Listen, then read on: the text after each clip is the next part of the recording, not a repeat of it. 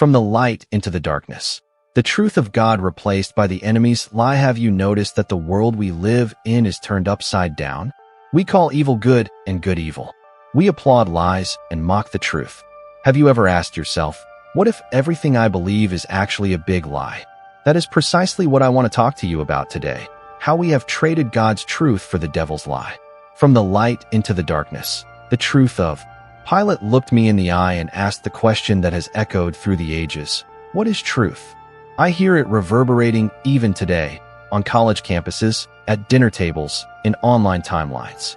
The question is valid, the anguish is real, and I face it head-on. The truth is not just some elegant idea. The truth has a voice, and those who are of the truth listen to that voice. Have you ever noticed how we are surrounded by opinions, headlines, and dazzling promises, and yet we feel an emptiness, as if the ground beneath us is missing? Isn't it curious that the more informed we become, the more suspicious we get? This is called the credibility gap, and it is not new.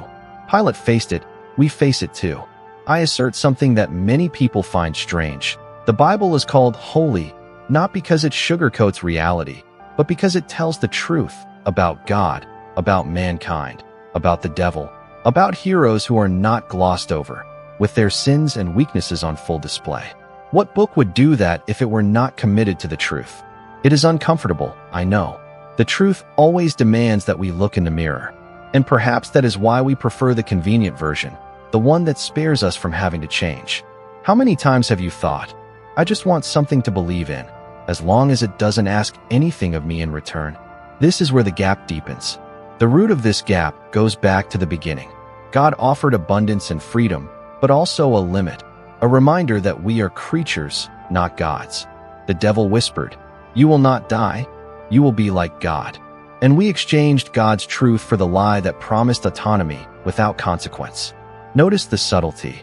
It was not just an act of disobedience. It was a change in source. We stopped listening to the voice of truth and started listening to the voice of convenience. Have you ever experienced this yourself? When your will speaks louder than your conscience, and for a few minutes, it feels like everything will be all right. I say with candor, my struggle was intellectual before it was moral. I needed answers. I wanted proof. I found myself faced with questions that did not fit on a bumper sticker. If truth exists, how do I recognize it? And if it exists, will I have the courage to follow it? I discovered that the Christian faith does not ask me to turn off my mind. It invites me to submit it to the reality of Christ. Scripture insisted, I am the truth. You shall know the truth, and the truth will set you free. Confrontational, direct, with no beating around the bush. I couldn't prove everything, but I understood something decisive. If I made him the Lord of my life, I would find forgiveness, purpose, and peace. Not the absence of problems, but the presence of meaning. Tell the truth. Aren't you tired of solutions that promise a lot and deliver so little? Perhaps you are asking, but how do I distinguish truth from lies in a saturated world? I propose a simple and honest test, right here and now. First, check the source. The voice that calls you to truth exposes both the glory and the fall of humanity. It doesn't hide guilt. It doesn't mask flaws. It doesn't sell convenience. Second, evaluate the fruit.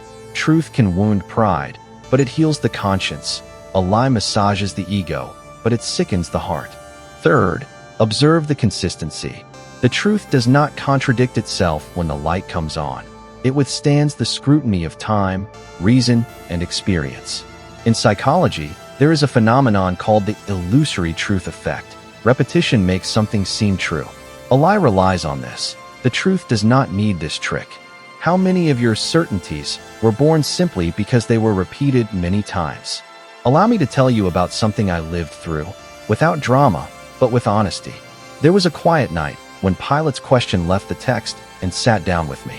I had the scriptures open, the arguments in my head, and a certain pride in my chest. I didn't feel anything extraordinary. I was thinking, and in my thinking, I realized that my selective skepticism was convenient. I demanded absolute proof from God, but I accepted half-proofs to support my preferences. Right there, I understood. The credibility gap was not just in the world, part of it was in me. On that night, I chose to listen to the voice that said to me, I am the truth. I didn't lose my mind. I gained clarity. I didn't run away from problems. I found a foundation to face them. What have you seen when you turn off the screens and face the silence? Does it draw you closer to the truth or to escape? And there is another point that few admit. Those who do not surrender to the truth usually cling to substitutes. We all need a God, something that organizes life, gives meaning, and offers protection. If Jesus does not occupy that place, something else will. Ideologies, leaders, causes, even the image in the mirror. I have seen entire societies call men saviors and hang their portraits as if they were omnipresent. Do not be deceived. The question is not if you worship, but what or whom you worship. Have you noticed how, without realizing it, you bowed down to schedules, goals, likes, and the opinions of others, and call that freedom? You might be thinking, but why does the truth of God bother me so much? Because it does not negotiate with our comfort zones. It says, there is sin, there is guilt, there is deception, and there is forgiveness, there is grace, there is deliverance. The truth that I proclaim is not a moral theory. It is a person who speaks, acts, forgives, and transforms. When science, philosophy, and psychology reach the highest floor of knowledge, they will not find a concept, but a face. And it is not a face that we invented. It is the face that found us. The promise is simple and demanding. You shall know the truth, and the truth will set you free. Free from what? From the penalty, the power, and, one day, the presence of sin. Isn't that what the human heart, deep down, has always desired? Pause. Do something counterintuitive right now. Take a deep breath. Quietly name 3 truths that you have embraced in the last few months just because they were popular. Ask yourself, did they pass the test of their source, their fruit, and their consistency? If the answer is, I don't know, you already know where to start. Don't believe me just because I am saying it. Test it. The truth does not fear being tested. I conclude this segment with a practical invitation, simple, direct, and measurable. For 7 days, every night, slowly read the 18th chapter of John, verses 37 and 38, and write down 2 things. 1. What this passage reveals about the truth. 2. What it exposes in you that needs to align with that truth. Then, pray with a short and honest sentence. Lord, help me to hear your voice and follow what I already know to be true. If at the end of the week you do not perceive more clarity in your decisions and more peace in your conscience, abandon the exercise. But if you do, and I believe you will, take the next step. Commit yourself to the voice that speaks. The truth, even if it costs you reorienting priorities, asking for forgiveness, or changing your path. This is how the credibility gap begins to close, when the truth stops being a debate and becomes a path. And the one who walks with the truth recognizes the voice when it calls. The devil has always worked with the same strategy, to promise pleasure without showing the price. Since Eden, he said, you will not die, you will be like God. And that lie has crossed the centuries and today presents itself in modern forms, with voices saying, try it. Nothing will happen. Everyone does it. You deserve to be happy. The seduction is great because, at first, it really seems to work. Who has never thought, just this once there will be no problem? But that is exactly where the lie takes hold. When we believe that we are the exception, that we will escape the consequences. Look around. The culture shouts that true freedom lies in living without limits, without commitment, without rules. Sex without covenant. Drugs without thinking about tomorrow. Alcohol without moderation. Religion without transformation. Everything seems like an invitation to absolute autonomy. But what do we see as a result? Young people marked by guilt, broken families, preventable diseases, addictions that enslave minds and bodies. Did you know that in just 15 years the use of hard drugs in Florida grew by more than 6,000%? This is not just a cold number. It is proof of how the lie of pleasure without limits spreads like an epidemic. How many times has someone said, it's just one dose, it's just one party, it's just one night? But the first choice opens doors that may not close again. Alcoholism, for example, does not begin as a disease, but as a seemingly harmless decision. A glass on the weekend, a beer with friends. Who could have imagined that some would become slaves to a habit that started so casually? I myself have seen young people seeking peace, joy, and meaning in what the world offers in excess. They ran after a momentary feeling of euphoria, but they woke up with an empty soul. I have stood before thousands who confessed, "I did everything they said would make me happy, and I still feel lost." Do you identify with that? Have you had the experience of achieving what you so desired and then discovering that it was not enough? There is something curious. Statistically, most people seek to relieve emotional tensions through risky behaviors, compulsions, drugs, toxic relationships. Psychology confirms that immediate pleasure activates the same reward circuits in the brain as genuine love and security. However, unlike true love, this pleasure is fleeting, and the emptiness afterward is even greater. It is like drinking salt water. It quenches thirst for a moment, but it destroys from within. Allow me to tell you about a scene I will never forget. I was preaching in a city where 1 in 4 young people was infected with venereal diseases. That night, a young man came up to me and said, "I believed that the only way to be accepted was to live like everyone around me. But now I carry the consequences of it in my body and soul." His eyes were full of tears. The lie had promised pleasure. The truth revealed pain. And all I could say was, "You can be set free. Christ can still restore you." The reaction was one of deep weeping, but also of hope, because the truth does not just expose, it heals. Now tell me, how many times have you believed that you could control an addiction, that you would have mastery over a habit, that you could stop whenever you wanted? And how many times did you discover that, deep down, it was no longer you who was in charge, but the sin that was in control? That is the devil's strategy. He offers pleasure for a season, but he hides the wages, which is death. I am not just talking about statistics, but about your life. Perhaps you are not involved in drugs or alcohol, but you are trapped in another kind of lie. That you need constant approval, that you will only be happy if you have more than others, that the next relationship will fill the emptiness the last one left. The mechanism is the same. The promise of immediate pleasure, followed by an ever-increasing emptiness. That is why I challenge you. For the next 7 days, every time you feel the temptation to seek satisfaction in something you already know is bad for you, stop for 1 minute and ask yourself, is this the truth, or is it a lie disguised as pleasure? Write the answer on a piece of paper, put it in your pocket, and reread it at the end of the day. You will be surprised at how much you already know the difference, but so often choose to ignore it. The devil keeps whispering, "This is the path to happiness."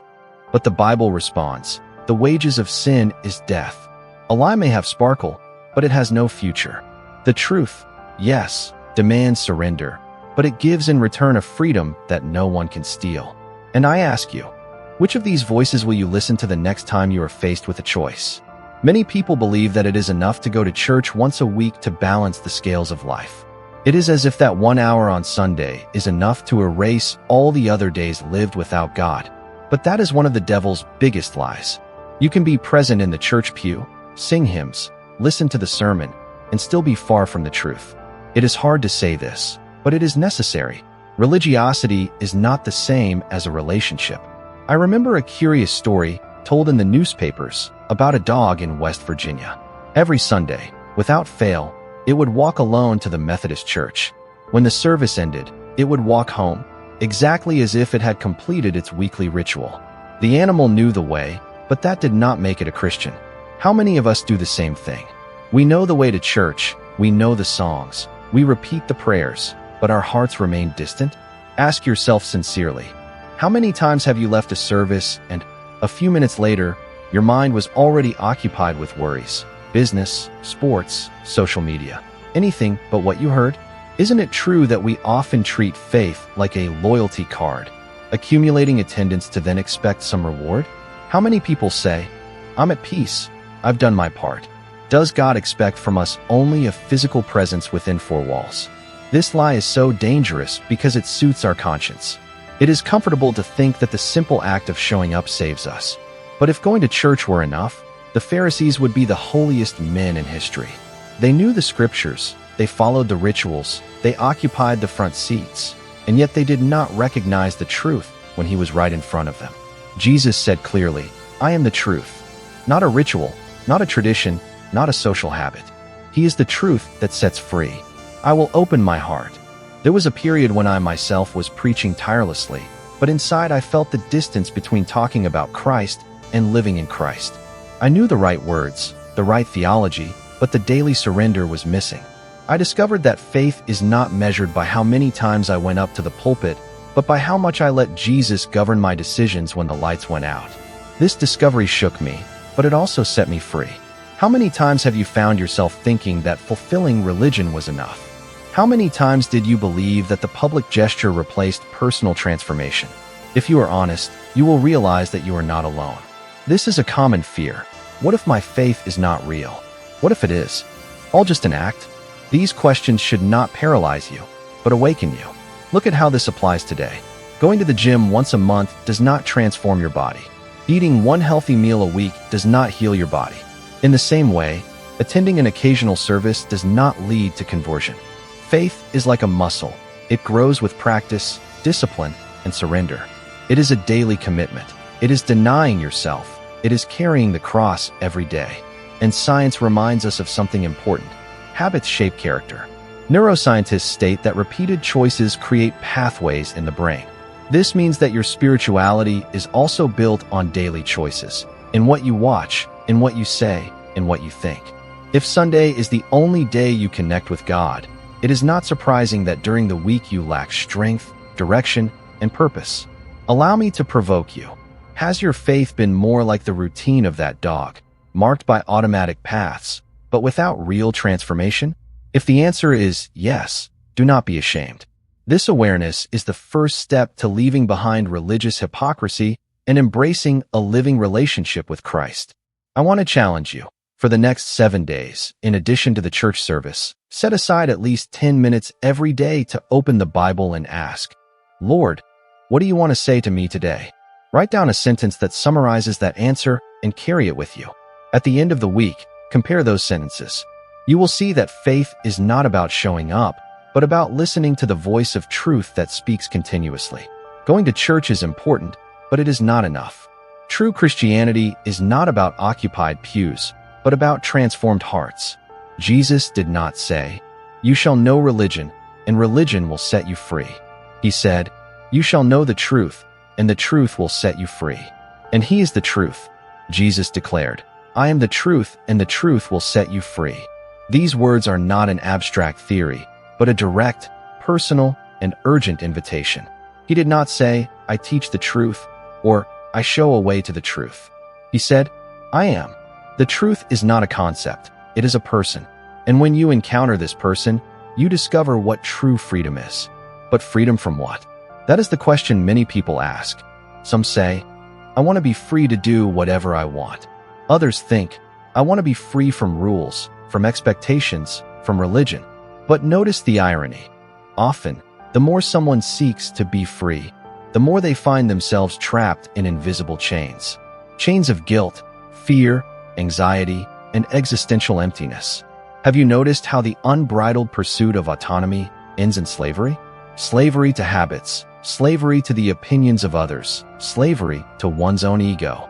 Jesus said that the truth sets us free because it pulls us out of this cycle of false promises and gives us something that no lie can give: peace of conscience, real forgiveness, and living hope. I have seen this with my own eyes on every continent.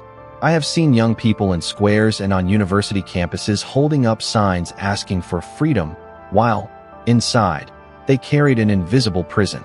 I have seen men and women fighting for just causes, but exhausted because they could not find rest for their souls. And I have also seen thousands of them experience a radical transformation when they found Christ. I remember a film that was shown in Hollywood called The Lost Generation. It showed young people from all over the world protesting against wars, pollution, and injustices. But suddenly, one after another, they began to testify about what Jesus had done in their lives. It was as if their eyes shone again, as if the burden had fallen. And here is the difference. Christ does not promise to eliminate all problems. He did not say that there would be no pain, doubts, or difficulties. He said that He would bring peace in the midst of the struggles, purpose in the midst of the questions, and joy in the midst of the tears. This is the freedom that only He can offer. It is not about escaping reality, but about facing it with renewed strength. Have you noticed how insatiable the human heart is? always desiring more pleasure, more accomplishments, more recognition. And even when it gets them, it still feels the emptiness. Science confirms this. Studies in psychology show that so-called hedonic pleasure is fleeting, lasting only as long as the experience. But the satisfaction derived from purpose, deep relationships, and genuine spirituality remains and increases over time. The truth of Christ fits perfectly with this finding. He does not offer only momentary pleasure. He offers lasting meaning. I myself struggled with this dilemma. Intellectually, I wanted proof. But deep down, what I was looking for was freedom. Freedom from a heavy conscience. Freedom from the pressure of trying to be enough. Freedom from the fear of the future. When I finally surrendered my life to Christ, it was not that the problems disappeared. On the contrary, many increased. But inside of me, there was an unshakable peace, as if I had found a solid foundation in the middle of an earthquake. And it is here that the question turns to you. What is freedom in your life today? Is it following your impulses? Is it proving to others that you are capable? Or is it finally resting, knowing that you do not have to carry everything by yourself? How many of us pretend to be strong, but then lay our head on the pillow and think, does anyone really understand me? Will I ever truly be free? I tell you, in Christ, yes. Free from the penalty of sin, there is no more condemnation. Free from the power of sin, you no longer need to be a slave to destructive habits. And one day, free even from the presence of sin, when we are with Him, where there will be no pain or tears. This is complete freedom. That is why I want to propose a simple challenge to you. For the next 7 days, when you wake up, before you pick up your cell phone, repeat out loud, Jesus, you are the truth, and I want to be free in you. Then, throughout the day, write down every moment you realized you were being tempted to believe a lie, whether about who you are, about what makes you happy, or about what the world demands of you. At the end of the week, compare your notes. You will see how many times a lie tried to take the place of the truth, and you will realize how, little by little, freedom in Christ becomes more real. The decision is before you. The devil's lie always promises quick pleasure, but it charges a high price. The truth of Christ, yes, demands surrender, but it gives in return a freedom that no one can steal. And the question that echoes is the same one that echoed 2,000 years ago. Are you willing to know the truth and let it set you free? The most important point of everything you have heard today is simple and direct. The truth is not an idea. It is not a ritual. It is not an empty promise. The truth is a person, and that person is Jesus Christ. When you choose to walk in the truth, you not only abandon the lies that destroy, but you discover the freedom that transforms. This is the choice that defines destinies, that brings meaning, that sustains in the midst of struggles. And if this message has touched your heart, do not stop here. Keep moving forward. The next video that is appearing on the screen will help you take another step on your journey, broadening your vision and making you 1% better than you are now. Thank you for being with me until the end. I will see you in the next.